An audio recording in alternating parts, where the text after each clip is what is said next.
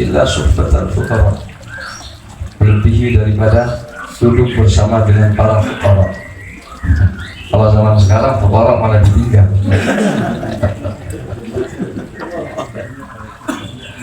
Maksudnya adalah bukan fuqara secara materi, namun fuqara memiliki hati yang fakir ilallah. Makanya sering kita kalau kenalan orang nulis al-fakir ilallah, orang yang butuh kepada Allah Subhanahu wa ta'ala. Ini maksud dengan istilah fuqara, penempuh jalan ahli tasawuf atau thariqul qaum disebut dengan fakir, orang-orang fuqara. Apa namanya, bahwa nahnul fuqara fasara ahaduhum yajtami'u biman laysa lahu qadamun fit tariq, sehingga banyak di antara mereka, salah satu di antara mereka berkumpul dengan orang-orang, dengan guru-guru yang tidak pernah menempuh jalan. Artinya dengan para guru-guru spiritual yang sebetulnya dirinya tidak layak untuk disebut sebagai seorang guru. Wa yatalaqqafu minhu kalimat fil fana wal baqa was sath, dan dia menerima kalimat-kalimat dari mereka, dari guru laisa lahu qadamun fit tariq, guru-guru yang tidak memiliki kecakapan di dalam jalan para ahli tasawuf, mengambil kalimat-kalimat di dalam fana wal baqa. Jadi istilahnya kata atau sathiyat disebutnya as-satah. Di sini disebutkan oleh Al-Imam Al-Ghazali tentang as-sathu, yakni bihi sinfain minal kalam. Ada arti zahir dan ada arti yang tersirat daripada ucapan-ucapannya. Sehingga kadangkala orang yang tidak mengerti itu mengartikan hal yang macam-macam. Makanya kita itu dilarang membaca kitab Ibnu Arabi, sebab beliau itu banyak sathiyat, banyak ungkapan-ungkapan yang hanya difahami oleh para ahli, sehingga memahami kalamnya ahli tasawuf tidak sesederhana yang kita bayangkan. Ini yang kadang-kala menyalahartikan. Misalnya ucapan saya mi'raj dalam satu hari 70 kali. Wah, ucapan seperti itu. Padahal itu yahmil ma'ani, memiliki makna yang beraneka ragam. Apa maksud daripada mi'raj yang mereka maksud? Dan setiap lisan itu sesuai dengan marhalahnya. Mereka berucap di depan para murid-muridnya yang mungkin memiliki dhauq yang sama, sehingga bila mana diungkapkan oleh orang lain akan berbeda pengertiannya. Dan ini kerap kali terjadi.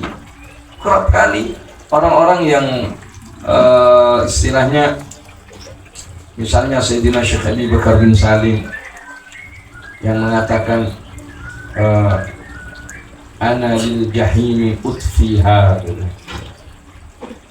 ana lis sama'i baniha, aku yang membangun langit ini semua, dan aku yang memadamkan api Jahannam. Wah, ada yang bilang, wah enak tuh, ada damkar kali di. Padahal dia nggak ngerti, mengambil ucapan-ucapan sathiyat dari orang-orang yang memang bukan ahlinya. Nah, di sini pengingkaran ucapan-ucapan kaum arifin. Di sini akan terjadi pengingkaran daripada para ulama. Padahal yang dimaksud oleh beliau kadangkala apa maksudnya? Jahil diartikan hawa, diartikan nafsu, diartikan macam-macam, mengistilahkan. Misalnya ana masyghulun bilaila an jami'il kauni jumlah. Saya sibuk dengan Laila. Masa Syekh sibuk dengan Laila? Jadi itu disebut dengan tagazzal. Nah, ini mesti difahami. Nah, kadangkala ada orang yang berbicara dengan bahasa-bahasa seperti itu. Al-baqa wal fana. Dia mengatakan Anallah, Anallah, saya Allah. Ma fil jubba illallah. Nggak ada dalam jubah ini kecuali Allah. Waduh, mengklaim dirinya mencapai makam-makam yang seperti itu. Padahal sama sekali dia belum pernah merasakan, belum pernah sampai, belum pernah. Nah, guru-guru yang seolah-olah dirinya mencapai makam yang seperti itu, padahal jangankan mau sampai, nyicipin aja belum pernah. Nah, apalagi zaman sekarang, aduh, orang semakin aneh, semakin banyak yang ikut. Giliran yang lempang-lempang, kurang sakti katanya, kurang keramat. Padahal agama ini tidak dibangun atas dasar-dasar yang aneh-aneh. Sesuatu yang sifatnya aneh-aneh pasti menyimpang. Ujung-ujungnya ya ruwet urusannya. Makanya tariqah kita, ya tariqahnya Alkitab was sunnah. Mimma la yashhad lahu kitabun wala sunnah, thumma yalbas lahu jubbah. Waduh, ya orang tidak mengerti Alkitab was sunnah sama sekali, kemudian memakai jubah, wa yurkhi lahu azbah, dan memanjangkan buntutnya. Apa maksudnya? Memiliki sorban imamah yang panjang sampai segede ban mobil. Kemudian thumma yusafir ila biladir rum mathalan. Kemudian dia pergi menuju negeri Rum, maksudnya negeri Ajam, disebut kayak Turki, di mana di zaman beliau itu masa-masa kejayaan dinasti Utsmani. Maka banyak orang-orang yang datang mengunjungi para guru yang memakai jubah seolah-olah dia adalah ahli tasawuf. Menemui orang-orang yang berpengaruh, menemui orang awam melihatnya, imanuhum fi uyunihim, iman mereka dengan mata mereka. Kemudian dengan gayanya dia tasbih dikalungkan, kemudian ya macam-macam. Wa yadhhar as-sumut wal ju', menampakkan dia seolah-olah dia adalah diem, ju, punya jarang makan. Fayatlubu lahu martaban aw masmuhan wa yatawassalu fi dhalika bil wuzara wal umara. Mereka menuntut dan mencari martabat, kedudukan ataupun pengaruh, sehingga dengan itu dia bisa sampai kepada para menteri-menteri dan para amir-amir, gubernur-gubernur. Farubbama rattabu lahu syai'an fayasiru ya'kuluhu haraman fi batnihi bi qawnihi akhadahu bi naw'i talbisin 'ala al-wulati wa'tiqaduhum fihi shalah. Barangkali bisa jadi mereka para wuzara dan umara itu menggaji mereka, ngasih rotib, istilahnya rattabu lahu syai'an, menggaji mereka, sehingga dia menjadi orang yang makan perkara yang haram, makan perkara yang haram fi batnihi, di dalam perut mereka. Kenapa? Likaunihi, sebab dia mengambil gaji tersebut binong italbisin alal wula, dengan cara menipu para penguasa.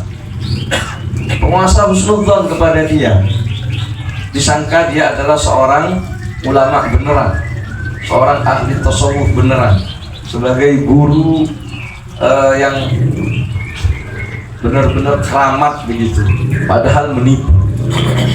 Dirinya nggak punya apa-apa. Nah, di zaman kita sekarang ini kadangkala nggak sadar kalau dirinya sedang menipu, padahal dirinya benar-benar menipu kepada umat. Dan wa'tiqadihim fihi salah, dan keyakinan mereka bahwa di dalam orang itu terdapat kesalehan, orang yang baik, orang yang saleh. Wa qad dakhala alayya shakhsun minhum, ada orang yang datang kepadaku, salah satu di antara mereka, fasara yahudu bi ghairi ilmin wala dzauqin fil fana'i wal baqa. Tahu-tahu dia berbicara ini di depan Syekh Abdullah Syarani, berbicara tentang masalah fana wal baqa. Jadi fana wal baqa ini merupakan tingkatan di dalam maqam, di dalam istilah ahli tasawuf. Orang itu dimulai dari maqam taubah, maqam inabah, terus naik, nanti kemudian ada ahwal, ada maqam, ada hal mahabbah, ada yang terakhir mereka mencapai itu maqam fana. Fana ini lupa kepada segala sesuatu kecuali Allah. Kemudian disebut dengan maqam, disebut dengan maqam baqa. Baqa ini keabadian maksudnya. Sampai dia itu lupa kepada dirinya sendiri, yang disebut dengan wahdatus syuhud nantinya. Maka itu disebut dengan al-baqa. Dibicarakan oleh para imam-imam ahli tasawuf seperti al-imam Abdul Qasim al-Qushairi di dalam kitab Risalah Qushairiyah, al-imam Asy-Syahrawardi Awariful Ma'arif berbicara tentang hal-hal tersebut. Nah tentu itu mesti memiliki guru yang membimbing dan yang memahami. Bolehlah kita berbicara tapi dengan ilmu. Tapi ini ada orang datang kepadaku bicara tentang masalah ini, padahal dirinya cuma khoyal, halusinasi yang dibikin-bikin. Nah ini kerap kali terjadi. Wa ma'ahu jama'atun ya'taqidunahu wa wadabani ayyaman faqultu lahu yawman akhbirni an syurutil wudu' was-salah mahi. Faqala li ana ma qara'tu fil ilmi syai'an. Akhirnya dia ngomong bi ghairi ilmin wala dzauq, tanpa ilmu, tanpa dzauq, tanpa cita rasa. Dia memiliki banyak jamaah yang meyakininya. Fawadhabani ayyaman, dan dia terus mendatanginku beberapa hari, sehingga suatu hari saya bertanya kepadanya, tolong kasih tahu kepada saya tentang syarat wudu dan sholat itu gimana. Dia jawab, saya nggak baca apa-apaan tentang ilmu itu. Ma qara'tu syai'an ma qara'tu fil ilmi syai'an.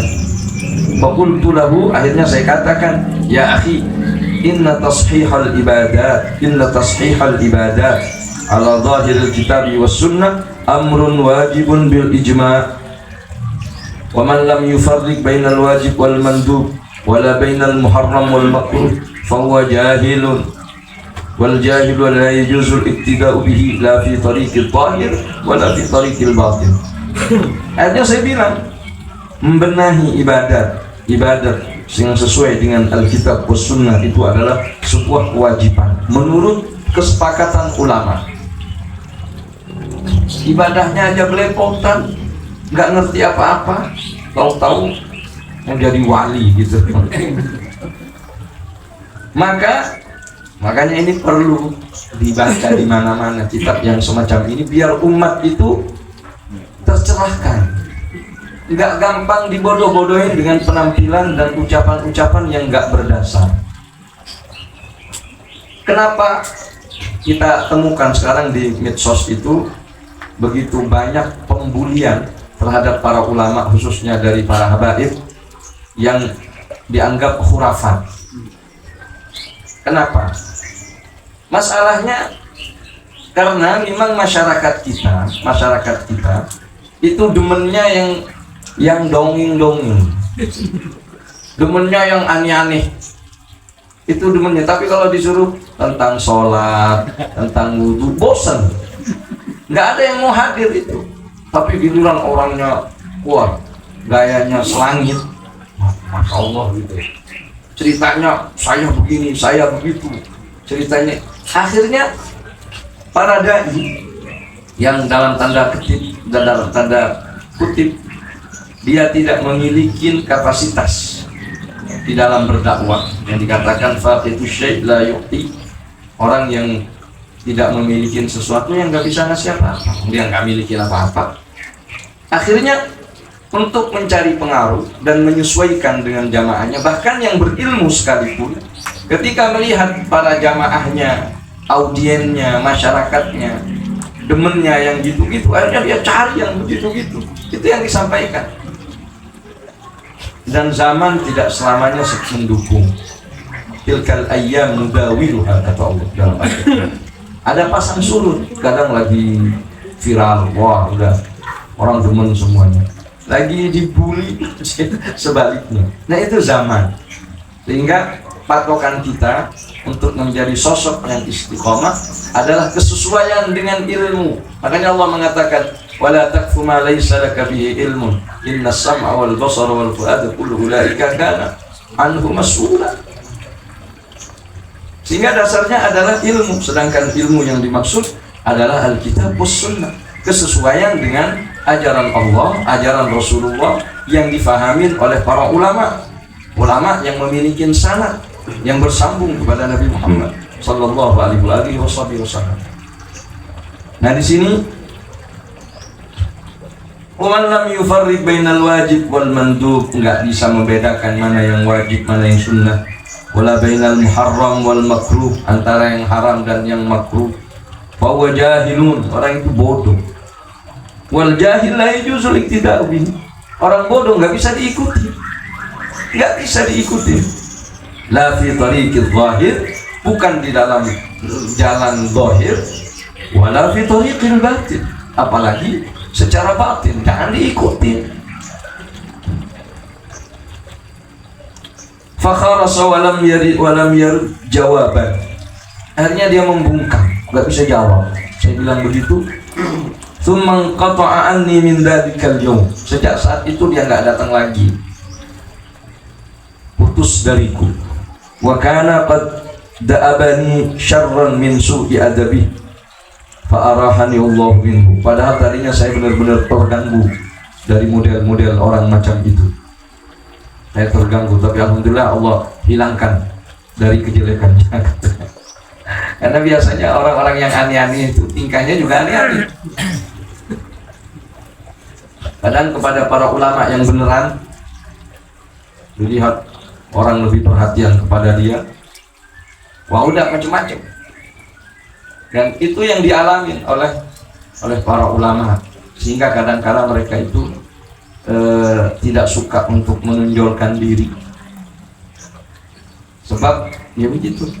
Nah ini kita perlu benar-benar memberi pencerahan, memberi neraca yang benar kepada umat.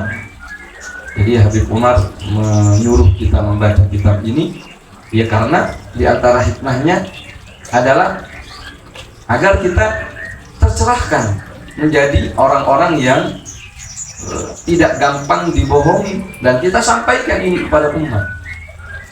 Jangan sampai mereka terkecoh dengan penampilan, terkecoh dengan ucapan-ucapan yang tidak berdasar. Dulu di zaman Al-Imam Ibrahim An-Nakhai, salah seorang tabi'in yang mulia. Ibrahim An-Nakhai ini guru daripada Al-Imam Hammad bin Sulaiman, sedangkan Hammad bin Abi Sulaiman itu guru daripada Imam Abu Hanifah. Jadi beliau ini tabi'in. Punya murid namanya Mughirah ibn al-Haytham. Suatu saat nggak datang ke majelisnya. Setelah itu beliau nanya, itu perhatian para guru kepada murid-muridnya. Kenapa Mughirah kamu nggak datang?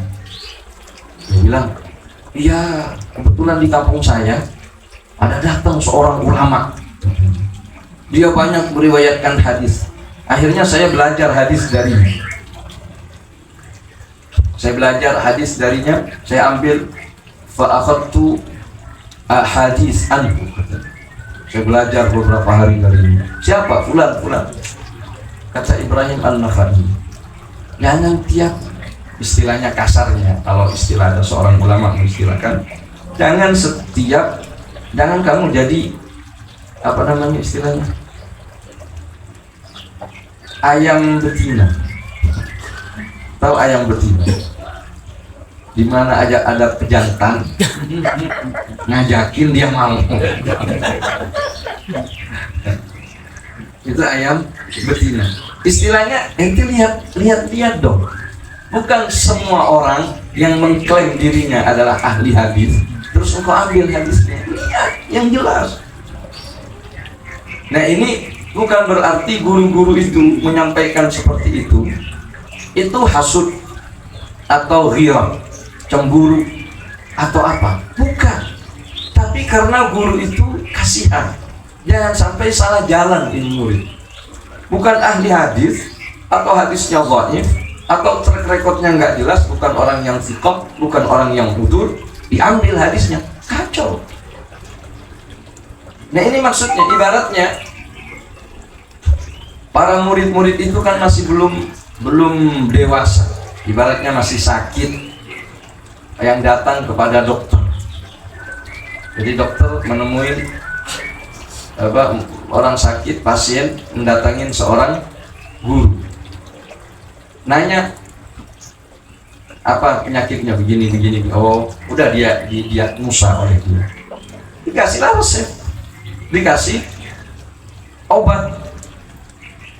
Nah dia selesaikan dulu, tuntaskan dulu apa yang diberikan oleh dokter tersebut. Jangan sampai baru 2 hari dia pindah lagi ke dokter yang lain, enggak.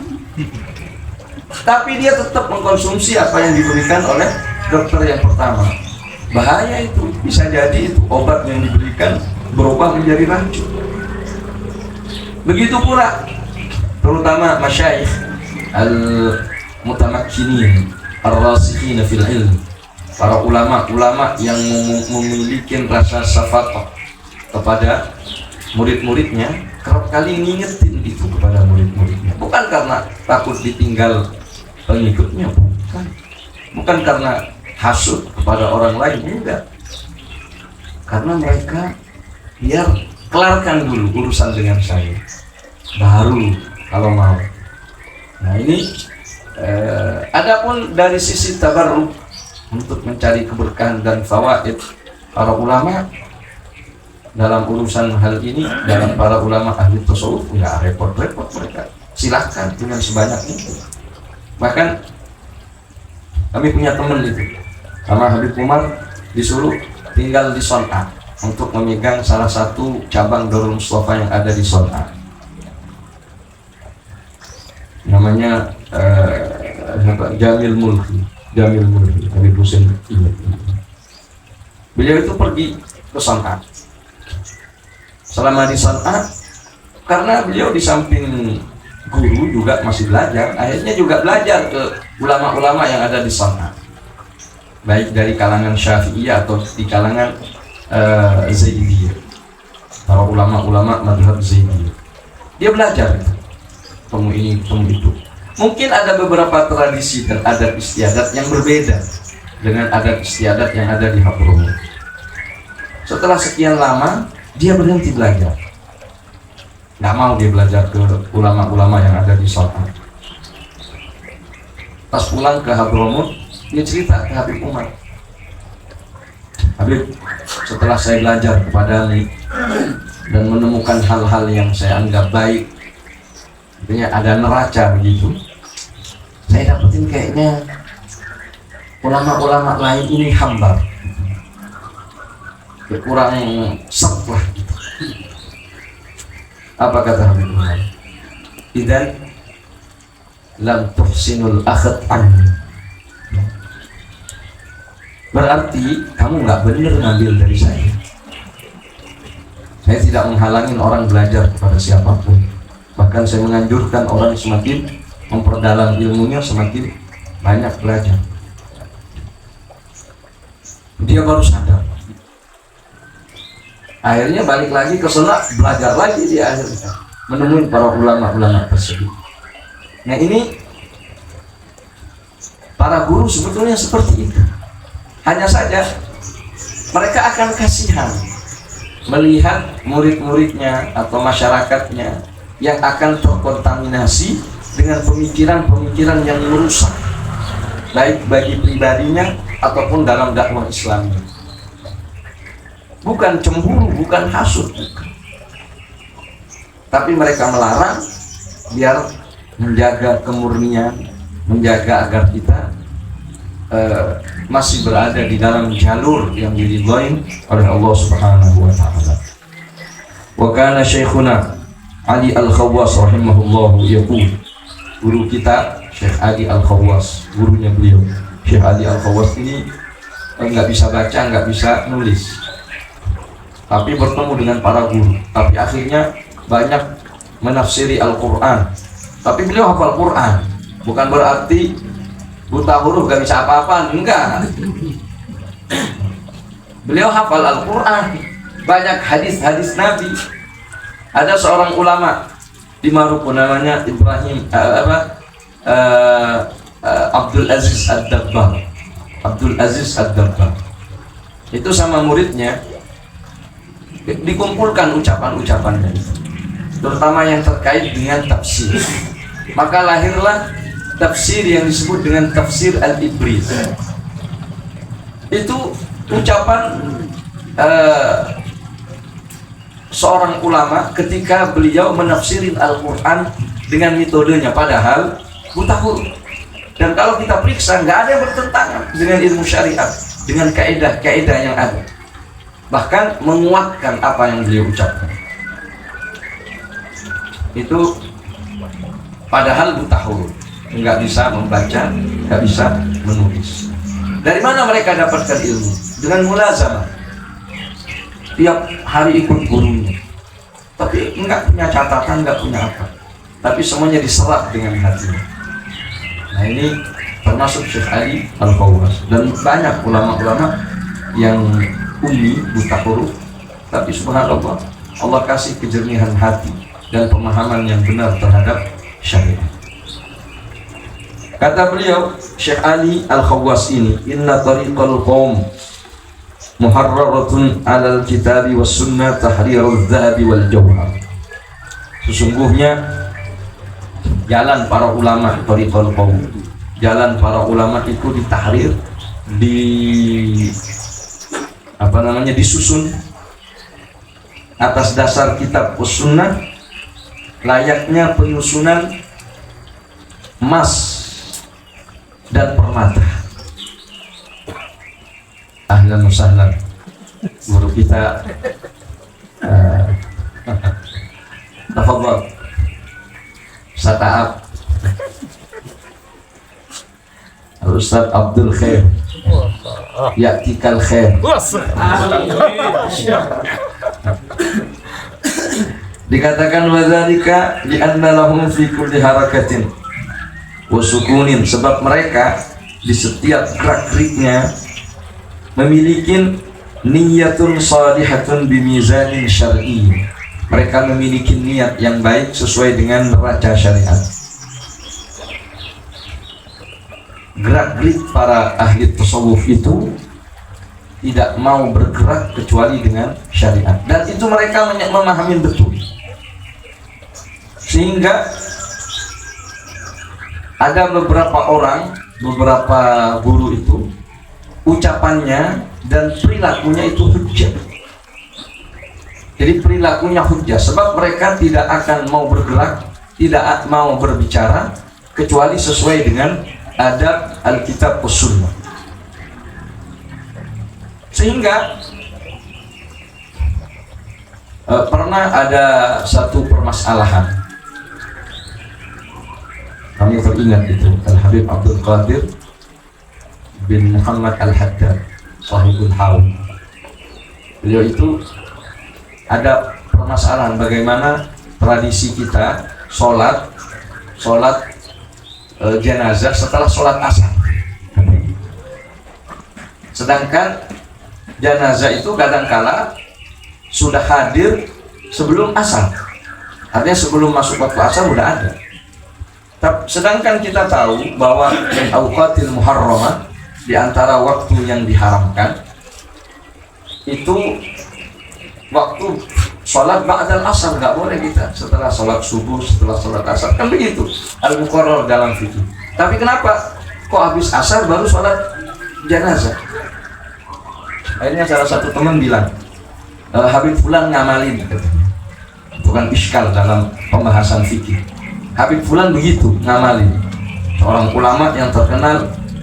Kata beliau, kalau mereka ngerjain, kita kerjain. Gak usah ditanyain hujahnya apa, dasarnya apa. Dan benar, kami yang fudul, masa iya masa begitu cara menentukan hukum. Ternyata setelah kami pelajari, nggak ada masalah di dalam syariat. Dasarnya malah kuat, nggak.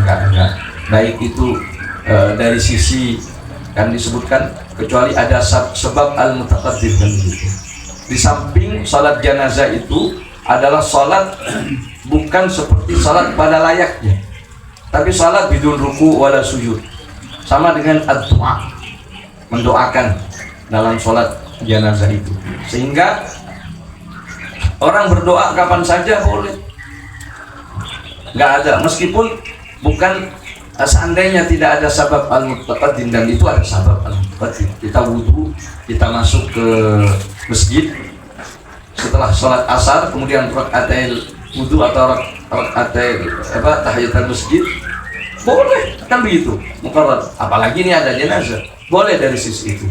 Di samping sholat jenazah ini sampai ada ikhtilaf bahwa dalam sholat jenazah ini meskipun nggak punya wudhu itu nggak apa-apa, meskipun itu khilafnya sangat lemah.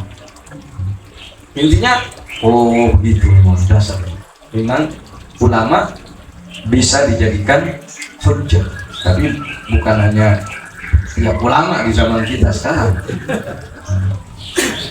Kalau ulamanya memang benar-benar wara, benar-benar takut pada Allah Subhanahu wa Ta'ala, dan kita mengerti keilmuannya, itu bisa dijadikan hujjah perilaku.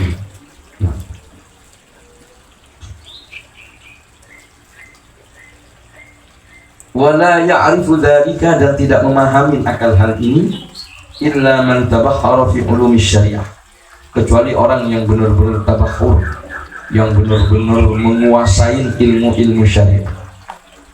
Jadi patokannya harus sesuai dengan ilmu syariah. Wa kullu man khalafa syariati ala kulli halin fahuwa abdu syahwati, katanya ada.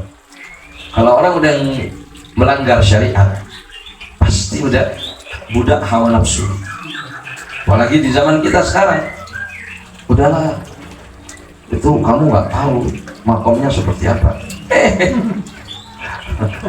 Nggak menjaga adab, nggak menjaga muruah, nggak mengerti tentang ilmu, ya karena satu dan lain hal diyakini la ilaha illallah. Nah, inilah awal keikutan hawa nafsu. Jadi sebetulnya duduk dengan orang-orang awam ini, kan kita para asatidzah, nggak ada yang awam istilahnya. Duduk dengan orang-orang awam ini sebetulnya berat.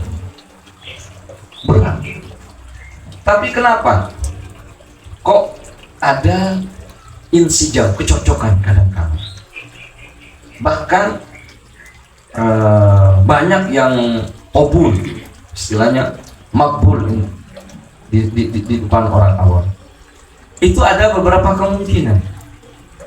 Ada orang yang bersabar, ya tanazzul, dengan husnus siyasat serta karimul akhlak, dengan akhlak-akhlak yang baik dan metode yang bagus.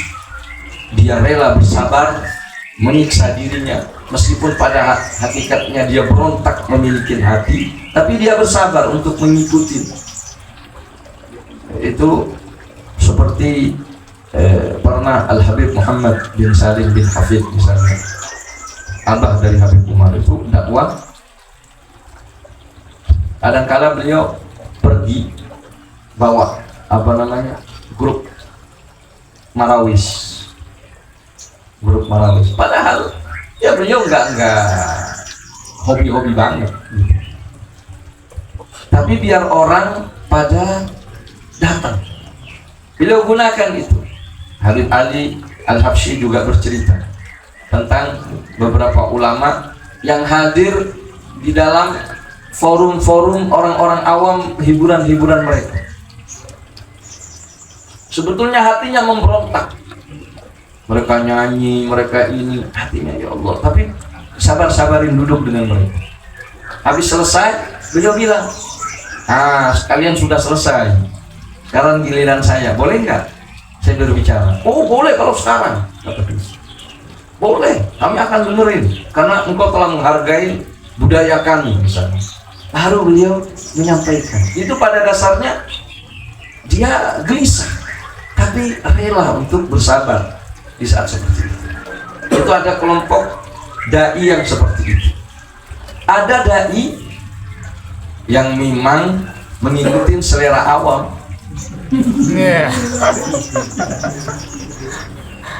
Pokoknya dirinya laku, nggak ada urusan. Mau cocok dengan syariah atau bertentangan syariat, boleh. Nah, yang demikian ini itu ya namanya manusia. Manusia ini cenderung untuk mengikuti nafsunya. Saya pernah diundang khutbah Jumat di sebuah institusi di negara ini. Itu mentereng. Habis khutbah Jumat, para pejabatnya duduk sambil bercanda-canda. Bagaimana hukumnya kalau begini Ustaz? Saya tahu dia orang bukan cari fatwa, namun mencari yang sesuai dengan nafsu. Saya kasih yang ringan-ringan. Wah, girang minta ampun. Nah, ini Ustaz yang moderat. Makanya ada cerita masyarakat itu bagaimana nafsu mereka itu harus ikut. Bahkan ulama hari ini harus ikut dengan nafsu mereka. Kalau enggak, nanti dilabelin macam-macam.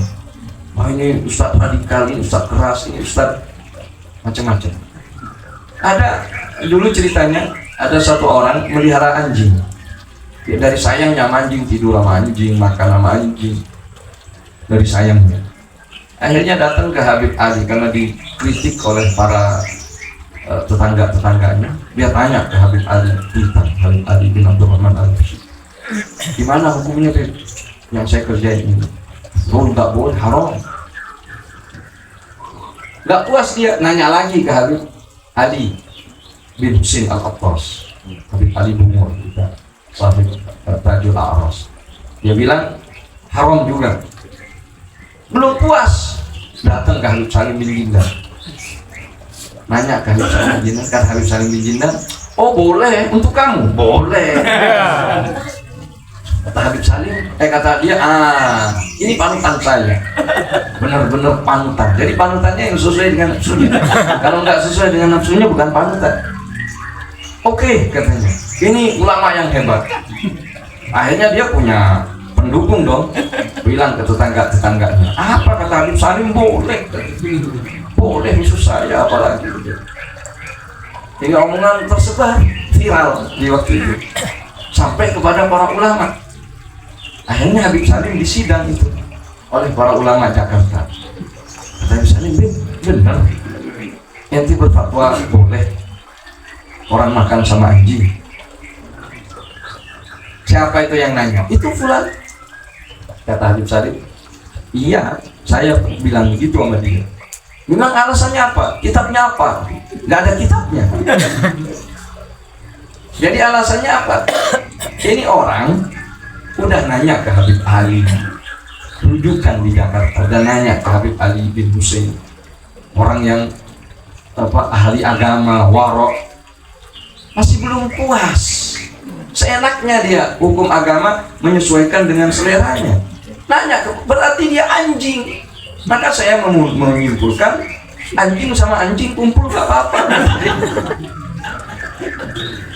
Coba mau diapain lagi? Kalau saya bilang enggak, dia cari lagi yang memperbolehkan. Jadi percuma kita berfatwa kepada orang-orang yang model semacam ini. Nah, ini orang-orang yang zaman kita sekarang ini mesti mujahadah, mesti kita harus bersabar di dalam menghadapi masyarakat umum ini. Bagaimana kita mencari hati mereka, pelan-pelan menyadarkan mereka betapa pentingnya ilmu syariat, betapa pentingnya mengikuti Nabi Muhammad SAW dan seterusnya. Ini beberapa hal dari yang disampaikan oleh Imam Abdul Wahab Asy-Sya'rani.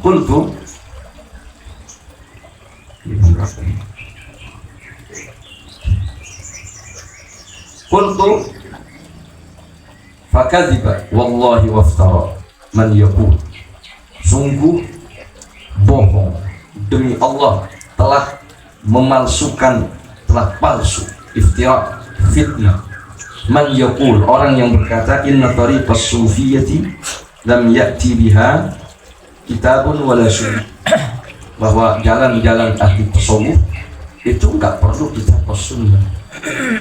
Wa qawluhu dzalika min akbaril alamatid dalah ala kasrati jahlihi, ucapan yang semacam ini merupakan tanda yang menunjukkan akan kebodohannya. Wa inna haqiqatas sufi indal qaum huwa alimun amila bi ilmihi ala wajhil ikhlas la ghair. Sebab hakikat sufi menurut para ahli tasawuf indal qaum adalah alimun amila bi ilmihi, seorang yang alim yang mengamalkan ilmunya ala wajhil ikhlas, dengan ikhlas. Itu baru sufi yang hakiki. Jadi sufi yang hakiki yang mengamalkan ilmunya ala wajhil ikhlas la ghair, bukan yang lain, nggak ada yang lain. Wa ghayatu ma yatrubuhul qaum min talamidatihim bil mujahadah bis-shaum was-sahr wal-uzr was-sabt wal-wara' waz-zuhd wa ghairi dhalika ay yasira ahaduhum ya'ti bil ibadat ala al-wajhi alladhi yushbihu ma kana alayhi salafun salih la ghair. Puncak dari didikan para ahli tasawuf al-qaum dan tuntutan mereka kepada murid-muridnya, di mana mereka mengajarkan mujahadah. Kita diajarkan mujahadah, tirakat kalau bahasa kita. Wirid ini, belajar ini, qiyamul lail ini, berpuasa, qiyamul lail, uzlah, khulwah, diem, wara, zuhud dan lain sebagainya, agar mereka melakukan ibadah sesuai sebagaimana mestinya, yang bisa menyerupai para salafus salih. Nggak ada yang lain, nggak ada yang lain. Itu puncak yang diharapkan oleh para guru-guru itu.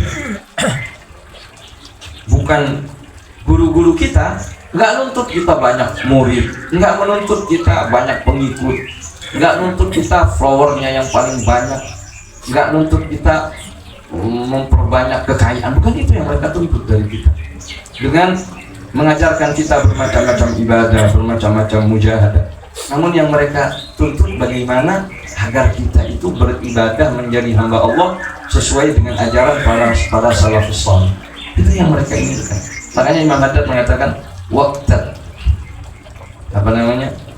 walzam kitaballahi watba' sunnatan waqtat hadakallah lil aslaf. Waqtat hadakallah lil aslaf, berpegang teguhlah kepada kitab dan sunnah, serta ikutlah kepada salafus salih. Dan dia mengatakan hada syarabul qaum, ini minuman al-qaum, seperti ini. Kemudian terakhir beliau mengatakan waqad akhta at-tariqa man yaqul bi khilaf, sungguh salah jalan yang berbeda dengan jalan ini, yang berbeda dengan jalan ini. Walakin lamman darasat tariqus salaf bin dirasil amilin biha, namun ketika jalan para salafus salih ini sudah punah, bin dirasil amilin biha, dengan punahnya orang-orang yang mengamalkannya, dhanna ba'dun nasi annaha kharijatun anis syari'ati liqillati man yatakhallaqu bi sifati ahliha. Namun karena sudah mulai sedikit orang-orang yang mengamalkan dengan akhlak-akhlak para salafus saleh, ajaran-ajaran salafus saleh, sehingga sebagian orang menganggap atau berprasangka bahwasanya ilmu tasawuf itu keluar dari syariah, maka dianggap baru tasawuf. Tasawuf itu orang yang omongannya aneh-aneh, tasawuf itu yang cerita yang sakti mandraguna, cerita yang wah pokoknya udah kayak cerita Angling Dharma, itu baru tasawuf. Kenapa orang menganggap begitu? Liqillati man yatakhallaqu bi sifati ahliha. Karena sedikitnya orang yang berakhlak dengan akhlak yang seperti itu. Kama basatna al-kalam ala dzalika fi kitab al-manhajul mubin fi bayani akhlaqil arifin, seperti saya jelaskan di dalam kitab al-manhajul mubin karangan beliau. Fa'lam dzalika walhamdulillahi rabbil alamin. Itu beberapa hal yang mungkin agak nyeletik di dalam kehidupan kita, yang mungkin juga menjadi peringatan bagi kita. Dan kita kalau semakin baca di sini, semakin karena kita sama-sama luka, sehingga kena air garam sama-sama merintih. Karena memang tidak sesuai selama ini hidup kita dengan para jalan-jalan ahli tasawuf, meskipun kita mengklaim sebagai pengikut dan pecinta ahli tasawuf. Paling tidak kita tahu ilmu mereka, jalan mereka yang benar, sehingga kita tidak tertipu dengan gemerlapnya duniawi, dengan pujian-pujian orang, dengan kaguman orang, dengan pengikut. Karena kadang-kala orang itu karena opini publik, viral dan lain sebagainya, kadang-kala keikut meskipun itu perkara yang bohong. Jadi pernah ada satu orang pulang dari hutan, terus dia cerita kepada orang kampung, di hutan sana saya dapat mutiara, ada gunung emas di situ. Gunung emas katanya. Masa iya? Akhirnya semua orang-orang yang mendengarkan omongan dia pergi ke gunung. Yang nggak dengar tanya, ada apa kok pada pergi ke gunung? Ada gunung emas katanya. Di hutan ada gunung emas. Pergi semua, satu kampung datang semua. Dia yang tadi bikin-bikin bohong, melihat orang kampung ikut pergi semua, dia bilang, jangan-jangan iya. Paham maksudnya? Jangan-jangan iya. Ya udah ikut. Akhirnya dia pergi juga. Padahal jelas-jelas dia yang bohong, tapi dia mempercayai sesuatu yang bohong. Dia bikin-bikin itu. Artinya ada beberapa orang, dia tahu bahwa dirinya nggak memiliki apa-apa, bahwa dirinya nggak punya wilayah, nggak punya mengamalkan ilmu aja kagak. Tahu-tahu banyak pengikut, banyak yang mengagungkan, banyak yang memujinya, banyak yang ini. Dia bilang, jangan-jangan iya saya ini wali. Padahal sesuatu kebohongan yang dibikin. Wallahul musta'an, wallahu a'lam bishawab. Nas'alullah as-salama wal afiyah. Nah, demikian, mudah-mudahan ada manfaatnya. Selanjutnya kita dengarkan daras maqasidul halakat dari Guru kita Habib Husain. Sallallahu wasallam ala sayyidina Muhammad wa ala alihi wasallam. Walhamdulillahi rabbil alamin wa rahmatullahi.